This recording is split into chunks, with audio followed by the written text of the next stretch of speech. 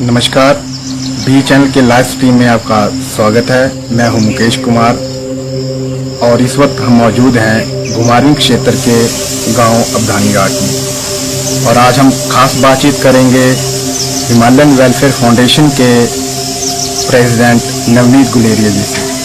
तो सबसे पहले नवनीत गुलेरिया जी, बी चैनल के लाइव स्ट्रीम में आपका स्वागत है। धन्यवाद, सभी का स्वागत है। जी नवनीत गुलेरिया जी, सबसे पहले हमारे व्यूअर्स को आप बताएं आपके जीवन के बारे में, आपकी शिक्षा दीक्षा और आपने कहाँ से ग्रहण की? मैं नवनीत गुलेरिया गांव अबधानी घाट में जन्मा और घुमारवीं छोटे से शहर जिला बिलासपुर का, वहाँ मेरी शिक्षा प्रारंभिक हुई। आदर्श हाई स्कूल घुमारवीं, वहाँ से पहली कक्षा से 10वीं कक्षा तक मेरी पढ़ाई हुई। उसके बाद अपना गवर्नमेंट हाई स्कूल जो सीनियर सेकेंडरी स्कूल है, वहाँ से मेरी +2 की पढ़ाई हुई। उसके बाद मैं अपनी ग्रेजुएशन के लिए महाविद्यालय बिलासपुर में गया, वहाँ से अपनी ग्रेजुएशन की पढ़ाई कंप्लीट की। उसके बाद मास्टर्स की पढ़ाई के लिए मैं सेंट्रल यूनिवर्सिटी हिमाचल प्रदेश गया और वहाँ से मास्टर्स इन इकोनॉमिक्स किया। उसके बाद मास्टर्स इन पॉलिटिकल साइंस किया, बीएड किया और अभी पीएचडी कंप्लीट होने वाली है। तो ये मेरा शिक्षा का प्रारंभिक जीवन से लेके अभी तक का समय रहा। जी, तो गुलेरिया जी, हमने कहीं आपके आसपास पड़ोस से पूछा कि आप महाविद्यालय में कहीं पे भी आपने शिक्षा ग्रहण की, तो वहाँ पे भी आप एक एबीपी के प्रेसिडेंट के रूप में भी चुने गए। मैं बिलासपुर महाविद्यालय से विद्यार्थी परिषद की ओर से चुनाव भी लड़ा और सामाजिक गतिविधियों में शुरू से ही एक लगाव था और विद्यार्थी परिषद से चुनाव लड़ने के बाद वहाँ विद्यार्थी परिषद में 3 साल महाविद्यालय में काम किया। उसके बाद केंद्रीय विश्वविद्यालय हिमाचल प्रदेश जाना हुआ। तो बहुत सी एक्टिविटीज़ को लेके, आंदोलन को लेके और छात्र हितों की मांगों को लेके बहुत से आंदोलन भी हमने किए, सड़कों पे उतरे और बहुत से ऐसे जन जागरण के कार्यक्रम भी विद्यार्थी परिषद के माध्यम में हमने कॉलेज समय में किया। जी, तो जो आपने अपनी उपलब्धि गिनाई, तो उसके साथ साथ आपने कोई आरएसएस से कोई शाखाएं भी आपने थोड़ा ज्वाइन किया, थोड़ा प्रशिक्षण लिया गया, कहीं पे आप अन्य जिलों में जाते? यदि राष्ट्रीय स्वयंसेवक संघ की बात की जाए तो वैसे मैं बाल्यकाल से तो स्वयंसेवक नहीं हूँ, परंतु अपने परिवार का एक संघ की विचारधारा से बहुत लंबे समय से एक लगाव रहा है और हमारी मान्यता रही है। तो उसी तरीके से जब मैं विद्यार्थी परिषद से जुड़ा तो कहीं ना कहीं राष्ट्रीय स्वयंसेवक संघ से जुड़ा और स्वयंसेवक संघ की शाखाओं में जाना और अन्य कार्यक्रमों में भागीदारी लेना, तो ऐसे निरंतर ये अभी तक ही ऐसा चलता रहा। जी, तो इसके साथ आपने बताया कि आपने पीएचडी की जो पढ़ाई है इकोनॉमिक्स में, जी, तो उसके बाद आपने कोई नौकरी या जॉब करनी क्यों नहीं चाहिए या आपको कहीं से ऑफर मिले? ऐसे अगर मिले तो फिर आपने वो क्यों नहीं एक्सेप्ट किए कहीं से? देखो, ऐसा है कि मैं शुरू से लेके कॉन्टिन्यूसली अभी तक पढ़ाई कर रहा हूँ। मेरा पीएचडी नेक्स्ट मंथ तक कंप्लीट होने वाला है। तो सौभाग्य से अब आपके बीच एक नया नाम डॉक्टर नवनीत गुलेरिया भी आने वाला है। जी, तो हर व्यक्ति के जीवन में एक अलग अलग लक्ष्य होते हैं। तो मेरे जीवन में भी समाज को कुछ करने का एक लक्ष्य था।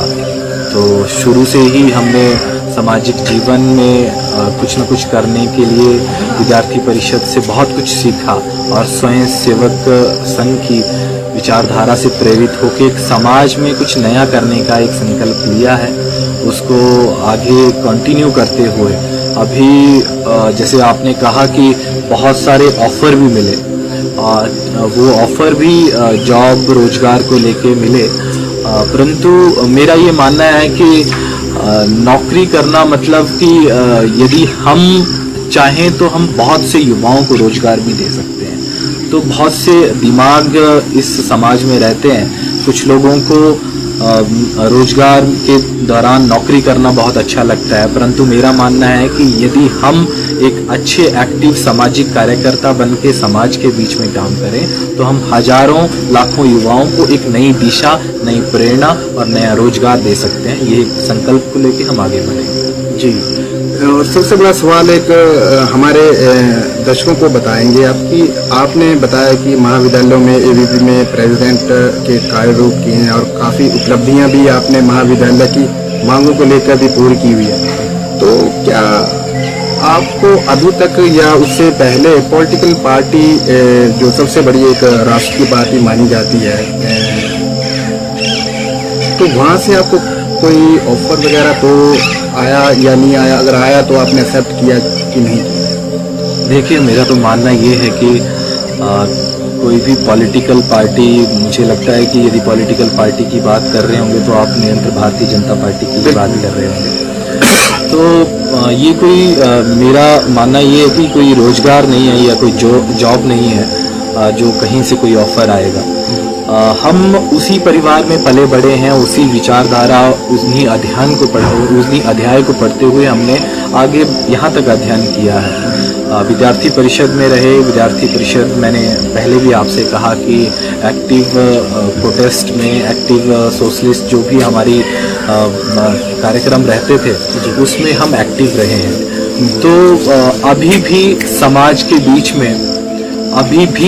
के बीच में जो हम काम कर रहे हैं उसको लेके एक नया जो एक युवाओं की सोच है, उस सोच को लेके हम समाज में काम कर रहे हैं। विद्यार्थी परिषद में मैं 5 साल से ज़्यादा समय पूर्णकालिक रहा और पूर्णकालिक रहने के बाद एक समाज के लिए कुछ अलग करने की एक मन में जिल थी। उस जिल को पूरा करने के लिए हमने हिमालयन वेलफेयर फाउंडेशन का निर्माण किया। और ऐसा नहीं है कि ये व्यक्तिगत एक किसी की सोच है कि नवनीत गुलेरिया ने सोचा और इस फाउंडेशन का निर्माण किया। एक लंबे अध्ययन के बाद, एक लंबे सोच के बाद हिमाचलियों द्वारा लिया हुआ डिसीजन और हिमाचल के लोगों द्वारा दिल्ली में किया हुआ एक गहरा मंथन, उसकी सोच के द्वारा इस मंथन में जो आगे रिजल्ट निकला, उस रिजल्ट में हिमालयन वेलफेयर फाउंडेशन का निर्माण हुआ। मैं पहले आपको ये बताना चाहता हूँ कि हिमालयन वेलफेयर फाउंडेशन का निर्माण जो हमने दिल्ली के अंदर किया और मूलतः लोगों का ये, मैं बीच में आपको रोकना चाहूँगा, जैसे कि आप दर्शकों को ये बात बताएं कि जिस जो हिमालयन वेलफेयर फाउंडेशन है उसका स्लोगन आपको कहाँ से मिला कि मेरे को ये रखना चाहिए सामाजिक संगठन के तौर पर, और इसकी नींव कब रखी गई और इसके मूल उद्देश्य क्या है कि आपने इस सामाजिक कार्य को करने का फैसला लिया? देखिए कि जब ये नींव रखी गई, ये तो मैं आपसे पहले बताया कि जो 4 अप्रैल को हमारा हिमाचल मिलन समारोह दिल्ली के अंदर हुआ, जिसमें माननीय इंद्रेश कुमार जी अपने राष्ट्रीय स्वयंसेवक संघ के कार्यकारी समिति के सदस्य और हमारे युवा सांसद भाई मंत्री माननीय आदरणीय श्री अनुराग ठाकुर जी उस बीच में रहे और उनकी प्रेरणा को देखते हुए हमने लोगों से, बहुत से हिमाचलियों से ये मंथन किया और उसके कारण हमने इस फाउंडेशन का नाम भी हिमालयन वेलफेयर फाउंडेशन रखा। जैसे आपने स्लोगन की बात की, तो मेरा ये मानना है कि इसके ऊपर भी हमने बहुत गहरा मंथन किया है। तो इसमें उस समय जब इस फाउंडेशन का निर्माण हो रहा था, तो उस समय हमने जो समाज था वो एक बहुत गंभीर बीमारी से गुजर रहा था। कोरोना जैसे काल के दौरान इस फाउंडेशन का निर्माण हुआ। हमने बहुत से युवाओं से, एक अलग अलग पीढ़ी से ये सोच के ये फाउंडेशन का निर्माण किया और इसमें हमने शिक्षित, सुरक्षित और संगठित समाज, एक ऐसा नारा लेके हमने इस फाउंडेशन को आगे बढ़ाया और इसका जो कार्यकाल को लेके और इसके कामों को लेके हमने घुमारवीं के अंदर एक बहुत एक अच्छा एग्जाम्पल दिया है, जिससे आप भली भांति परिचित हैं। जी, तो अभी हाल ही में आपके संगठन में कितने व्यक्तियों का आंकड़ा जो आपके फाउंडेशन से जुड़े हैं और कैसे संपर्क किया जा सकता है आपके फाउंडेशन से अगर किसी व्यक्ति ने जुड़ना हो? देखिए कि जब शुरू में फाउंडेशन का निर्माण हुआ तो सदस्यता को लेके भी एक चिंता हुई और सदस्यता को लेके चिंता हुई। हमने बहुत सी ऑर्गेनाइजेशन देखी जिसमें ओपन एक मेंबरशिप सदस्यता होती है और हमने कहीं ना कहीं समाज के ऐसे व्यक्तियों को टारगेट किया जो सामाजिक जीवन में रहते किसी भी पॉलिटिकल पार्टी से संबंध नहीं रखते हैं और किसी भी अलग सी विचारधारा से संबंध नहीं रखते हैं। तो जिस परिवार में हम पले बड़े और उसी परिवार की विचारधारा को ध्यान में रखते हुए हमने इस फाउंडेशन का निर्माण किया और उन्हीं लोगों को सदस्यता हमने दी है। और इस सदस्यता में हमने लगभग जो हमारे एक्टिव मेंबर हैं वो एक्टिव मेंबर हमारे 60 एक्टिव मेंबर हैं जो हमारे मंथली डोनर हैं, ईयरली डोनर हैं। उसके बाद जब ये नॉर्मल सदस्यता की बात आती है तो नॉर्मल जो सदस्यता है वो हमारे 500 मतलब 500 सदस्यों का ये परिवार हिमालयन वेलफेयर फाउंडेशन है। और इस परिवार में आपके घुमारवीं के अंदर जो भी पंचायत का प्रधान है, उप प्रधान है, बीडीसी का मेंबर है और किसी भी वार्ड का जो मेंबर है, सदस्य है, पंचायत समिति का सदस्य है, वो हिमालयन वेलफेयर फाउंडेशन का हमारा सदस्य है। जी, तो एक अगला सवाल ये रहेगा हमारे चैनल के माध्यम से कि आने वाले समय में अगर पॉलिटिकल पार्टी अगर हिमालयन वेलफेयर फाउंडेशन को ऑफर देती है कि हमारे साथ काम करने के लिए आप हमारा सहयोग करें, तो इसमें आपकी क्या प्रतिक्रिया रहेगी? देखो, सबसे पहले ये क्लियर होना चाहिए कि पॉलिटिकल पार्टी और नॉन गवर्नमेंट ऑर्गेनाइजेशन तो ये एक अलग क्राइटेरिया है और इनके अलग रास्ते हैं और अलग कार्य हैं। पॉलिटिकल पार्टी, यदि किसी भी पॉलिटिकल पार्टी की बात की जाए तो व्यक्तिगत किसी के कामों से प्रभावित होके वो कहीं ना कहीं किसी को आगे बढ़ाने का ऑफर भी दे सकती है और ऐसा जरूरी नहीं है कि कोई हमें आगे बढ़ना चाहिए। और परंतु परिवार में वो काम करते हुए इसका परिवार के लिए, अपने परिवार के लिए एक अलग रोल रहता है और समाज के लिए अलग रोल रहता है और पार्टी के कार्यकर्ता बनकर वो देश के प्रति एक अलग भूमिका को निभाता है। तो मेरा ये मानना है कि यदि किसी पार्टी का एक्टिव कार्यकर्ता सामाजिक, जरूरी नहीं है कि एक पार्टी में राजनीति करने वाले ही कार्यकर्ता रहते हैं, परंतु बहुत से सामाजिक कार्यकर्ता भी जुड़ते हैं जो किसी राजनीतिक पार्टी को आगे लेके जाते हैं। वो हालांकि वोटर और कार्यकर्ता को जोड़ने की कला उनमें रहती है। तो इसी तरीके से समाज के बीच में सामाजिक संगठनों के माध्यम से बहुत से लोग जुड़ते हैं और ये जरूरी नहीं है कि किसी भी सामाजिक कार्यकर्ता को किसी भी राजनीतिक पार्टी का सदस्य नहीं होना चाहिए।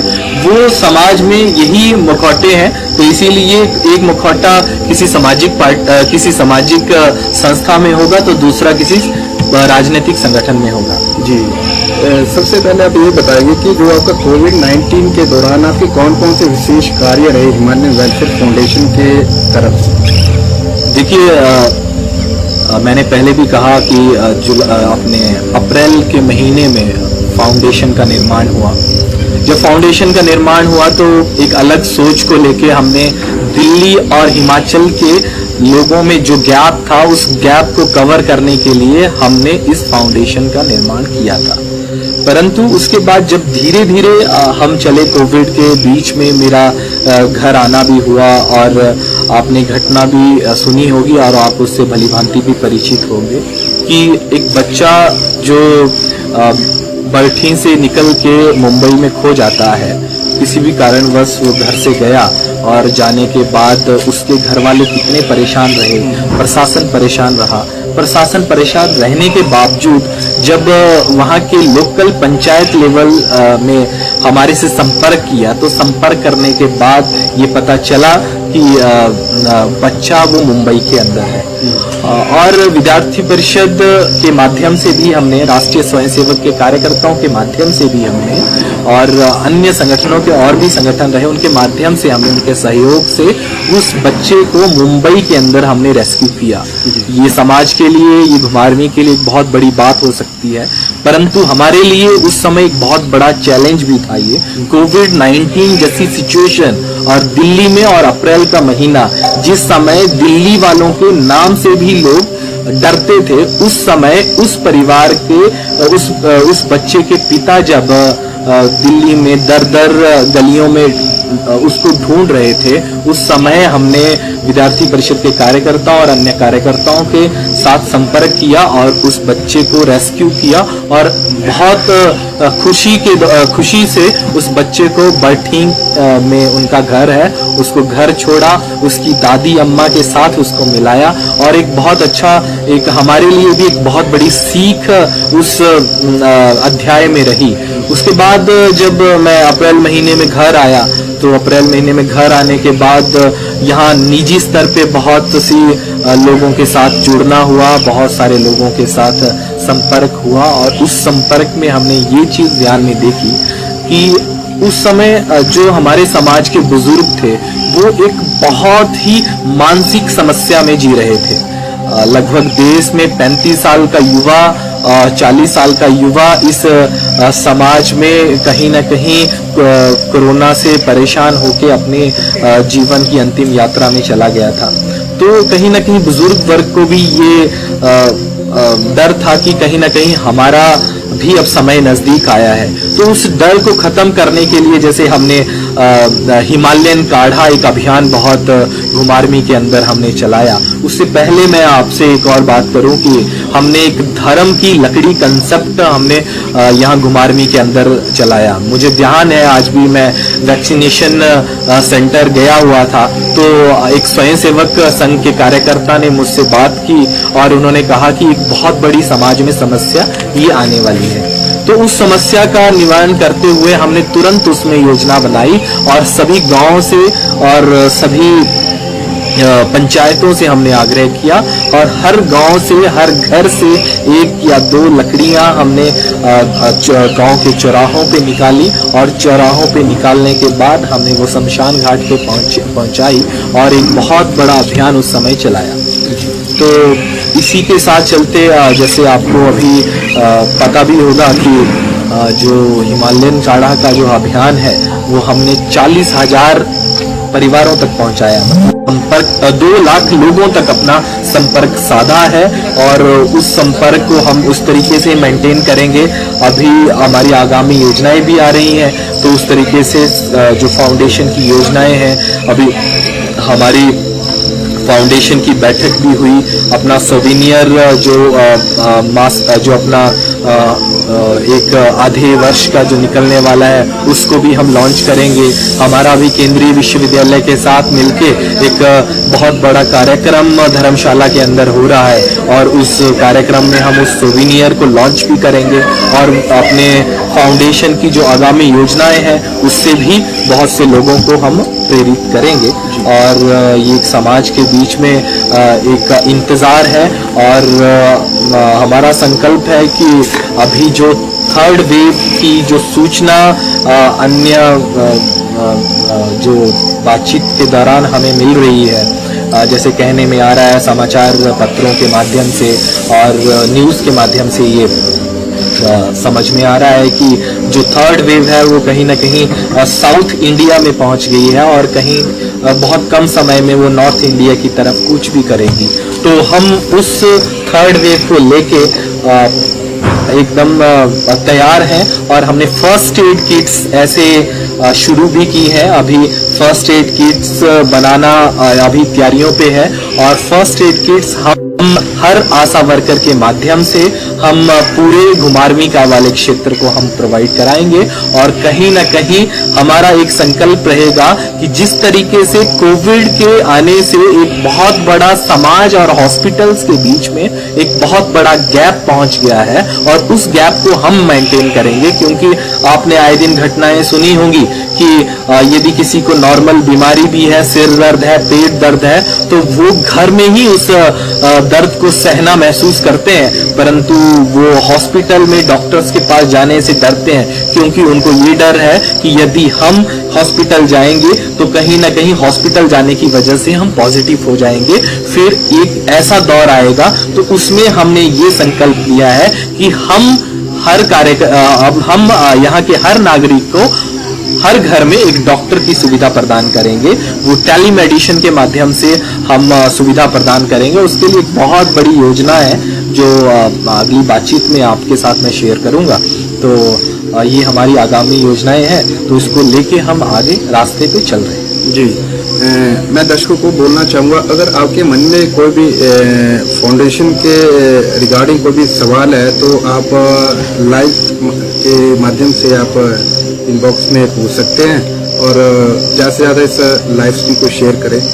तो मिलेगी कि हम आपसे एक बात और जानना चाहेंगे, जैसे कि आने वाले समय में जैसे कि कोई कार्य रहेंगे, जैसे ब्लड डोनेशन कैंप, क्या अभी तक आपके इस फाउंडेशन ने कार्य किए हैं तो कहाँ जैसे कि?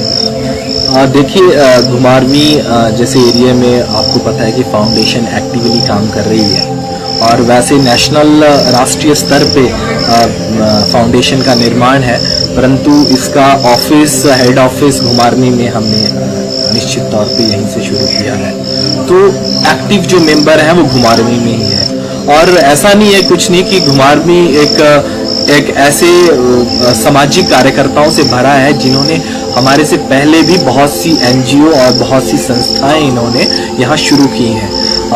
बहुत सारी संस्थाओं की मैं बात करूँगा तो चाहे एजुकेशन के बीच में है, और जैसे आपने बात की कि ब्लड डोनेशन, रक्तदान शिविर की जब आपने बात की, तो रक्तदान शिविर अभी जब किन्नौर में हादसा हुआ तो मुझे ध्यान है कि हमारी यहाँ जो संस्था है, नेहा संस्था है, तो नेहा संस्था के जो संस्थापक हैं पवन बरूर जी, उनसे भी मेरा मिलना हुआ, उनसे बातचीत हुई।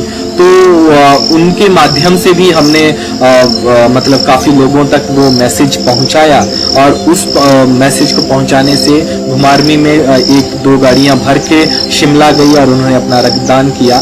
तो इस तरीके से मेरा ये मानना है कि यदि कोई संस्था पहले से ही किसी सामाजिक क्षेत्र में काम कर रही है तो हमें उस संस्था के साथ कोई भी कंपटीशन नहीं, मतलब कोई भी ऐसा नहीं लगना चाहिए कि हम वो भी ब्लड डोनेशन कैंप करा रहे हैं तो हम भी। तो इसीलिए जो समाज का जो भी अंग जिस भी समस्या से वो है, तो उस तरीके से हम उस समाज क्षेत्र के उस एरिया को लेके उसमें समाज की भावना से काम करने का एक अलग प्रारूप तैयार करेंगे। तो इसी तरीके से रक्तदान जैसी आपने बात की, तो बहुत सी सामाजिक संस्थाएं यहाँ ऑलरेडी ऐसे काम कर रही हैं। तो ऐसे कामों को लेके हम उनके साथ हैं। तो हिमालयन वेलफेयर फाउंडेशन, चाहे वो नेहा सोसाइटी हो या चेतना संस्थान हो या संस्कार सोसाइटी हो या और भी कोई ऐसी संस्था हो जो एक एक्टिवली और पॉजिटिवली काम इस समाज में कर रही है, हम हमेशा उनके साथ हैं और उनके साथ हाथ से हाथ मिला के आगे बढ़े। जी, हिमालयन वेलफेयर फाउंडेशन इतने कम समय में इतने काम कर रही है, चाहे वो ब्लड डोनेशन कैंप हो, वैक्सीनेशन का काम हो, चाहे हिमालयन कार्ड के नाम से, तो कहीं ना कहीं हमारे जहन में बहुत पहले से आए हुए हैं। तो जब लवारिस पशुओं की बात की जाती है तो कहीं ना कहीं एक मन में एक पीड़ा सी महसूस होती है। कुछ लोग इसको धर्म के साथ जोड़ते हैं, कुछ लोग इसको अलग अलग धार्मिक चीज़ों के साथ जोड़ते हैं, परंतु मेरा ये मानना है कि एक्चुअल में ये एक सामाजिक समस्या है। मुझे ध्यान है ये समस्या आज की नहीं है, ये समस्या आज से 10 से 12 साल पहले जब घुमारवीं के लोगों ने अपने पूर्वजों की ज़मीन पे अनाज बोना छोड़ दिया था, अपनी खेती करना छोड़ दी और पहले बहुत से लोगों ने प्रयास किए, तारें लगाई, कांटेदार तारें लगाई और तारें लगाने के बाद पशुओं को रोका, परंतु आज ऐसी समस्या समाज के बीच में आ गई है। आप मानेंगे कि एक बैल जो है वो कहीं ना कहीं एक इंसान की, सड़क में चलने वाले किसी इंसान की जान ले लेता है। अपने आए दिन ऐसी घटनाएं सुनी होगी। तो ये एक बहुत बड़ा विषय है जिस क्षेत्र में एक बार मुझे ध्यान है कि मैंने फेसबुक पे 2 दिन पहले पोस्ट भी किया था। तो पोस्ट में मैंने ये किया कि एक बार समाज जो अपने सरकारी जो प्रतिनिधित्व इस शहर के अंदर है उनको एक विचार करना चाहिए। तो पर मुझे एक समाज की तरफ से कोई एक्टिव चीज नहीं नजर आई कि नहीं हम ऐसा कर सकते हैं। देखो, करने के लिए तो बहुत कुछ समाज के अंदर हो सकता है और समाज को बदलने के लिए हो सकता है। आप यदि कोई करने वाला सामाजिक कार्यकर्ता यदि अच्छा हो और यदि हमें इस जिम्मा हमें दे दे तो हम भी एक अच्छे पॉजिटिवली तरीके से समाज के साथ जोड़। देखिए, कोई एक नवनीत गुलेरिया कुछ नहीं कर सकता, परंतु नवनीत गुलेरिया ये जरूर कर सकता है कि यहाँ के लोगों को अवेयर करके उनको साथ में लेके, एक छोटी सी समस्या है यदि उसको इस तरीके, परंतु उसके लिए इस समाज को संगठित होने की जरूरत है। बहुत अच्छे कमेंट में किसी ने मुझे उस समय कहा था कि यहाँ की गौशाला को 10 लाख रुपए मिलता है एक पंचायत में गौशाला बनाने का। ठीक है, गौशाला यहाँ बनाने का यदि किसी को 10 लाख रुपए मिलता है तो आप कहीं ना कहीं विजिट कर लीजिए किसी भी गौशाला में। तो हमें ये ध्यान में रखना चाहिए कि क्या एक्चुअल में वहाँ जो गायें हैं वो किस तरीके की, क्या वो आवारा गायें हैं, क्या वो आवारा पशु है या वो दूध देने वाले पशु हैं। इन चीजों का भी हमें मापदंड रखना चाहिए। आए दिन सामाजिक जो अपनी सरकारी जो संस्थाएं हैं, विभाग हैं, वो आए दिन इनको पैसा देते रहते हैं और अच्छी बात भी है। एक समाज में एक अच्छी सोच को लेके हमें आगे बढ़ना चाहिए। परंतु मेरा घुमारवीं के लोगों से ये भी है और जो अपनी सरकारी संस्था है उनसे ये भी एक विचार करने की बात है कि ऐसे लोग जो मुझे आपको भी ध्यान है कि जो अपने सुनील जी है, सुनील जी बहुत अच्छा काम गायों के बीच में एक आवारा प्रति संस्था है, समिति है बगेड़ में, तो वो एक बहुत अच्छा काम कर रहे हैं। मतलब मैं सुनील जी से कॉलेज टाइम से ही जुड़ा और मैं उनको जानता हूँ, पर जब आज से 12 या 15 साल पहले जो सुनील थे वो आज सुनील जी का चेहरा ही एकदम से बदल गया है। मतलब मैं सुनील जी से जब मिला तो सुनील जी ने मुझे कहा कि नवनीत जी की आज समाज कहीं ना कहीं उस बदलाव पे नहीं आ रहा है। तो आज यदि बात करते हैं गौओं की, तो यदि किसी के चौराहे पे, किसी के घर के बाहर यदि कोई आवारा पशु हो जाता है तो वो सीधा सुनील जी को बात करते हैं कि सुनील जी आप कुछ करिए। परंतु सुनील जी अब जितना हो सकता है उतना प्रयास करते हैं। और जैसे बैल की समस्या थी, आवारा पशु की जो समस्या थी, तो कहीं ना कहीं प्रशासन ने भी उनसे मदद मांगी, सहायता मांगी और उन्होंने उनको वहाँ जो आवारा पशु था उसको बगेड़ में बांधा, कुछ दिन वहां बांधा, अभी भी शायद वहीं होंगे। तो इन सारी चीजों को लेके हमें ऐसे लोगों की भी मदद करनी चाहिए जो समाज में एक्चुअल रूप से काम करते हैं, संस्थाएं बना के और सारी चीजों में काम करके। तो मतलब एक ऐसा चेहरा भाई सुनील जी का जो एक देखने योग्य है और मतलब शक्ल से भी भोले भाले, और उस तरीके से किस तरीके से पशुओं से प्यार, इस समाज में इंसान से तो प्यार कर सकता है, परंतु जब इंसान पशु से लगाव लगाने लग जाएगा तो कहीं ना कहीं मुझे लगता है कि समाज जो है वो एक बदलाव की दिशा की ओर बढ़ता जा रहा है। जी नवनीत जी, हमारा जाते जाते आपसे एक आखिरी सवाल रहेगा, क्या राजनीति में रहकर क्या सामाजिक कार्य किए जा सकते हैं? देखिए, मैंने पहले भी कहा राजनीति और सामाजिक एक सिक्के के दो पहलू हैं, परंतु एक सामाजिक कार्यकर्ता अच्छा राजनीतिक हो सकता है और एक अच्छा नेता और एक अच्छा राजनीतिक पार्टी का सदस्य भी अच्छा सामाजिक कार्यकर्ता हो सकता है।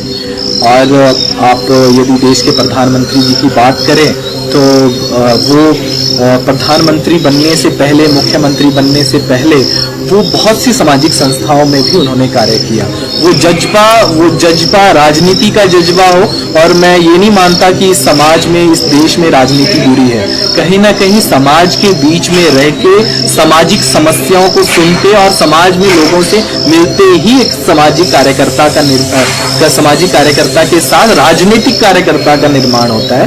तो और ऐसा नहीं है कोई जो आपको नजदीक के या कोई ऐसे नेतागण दिखाई दे रहे हो, कहीं ना कहीं किसी सामाजिक कार्यकर्ताओं में सामाजिक कार्यकर्ताओं के साथ सामाजिक संस्थाओं में उन्होंने अपना सहयोग दिया है, अपना समय दिया है, तभी वो आज कहीं विधायक हैं, कहीं मंत्री हैं, कहीं प्रधानमंत्री हैं और अन्य संगठनों में काम कर रहे हैं। जी, तो जाते जाते जी चैनल की तरफ से आपको हम बताना चाहेंगे, संघर्ष में इंसान अकेला होता है, संघर्ष में इंसान अकेला होता है, सफलता में दुनिया साथ है। जिस पर ये जग हंसा है, इतिहास उसी ने रचा है। तो ये थे हमारे साथ नवनीत गुलेरिया जी, वेलफेयर फाउंडेशन के प्रेसिडेंट, और मेरे साथ कैमरामैन राजेश कुमार जी के साथ मैं मुकेश कुमार आपसे इजाज़त चाहूँगा। धन्यवाद।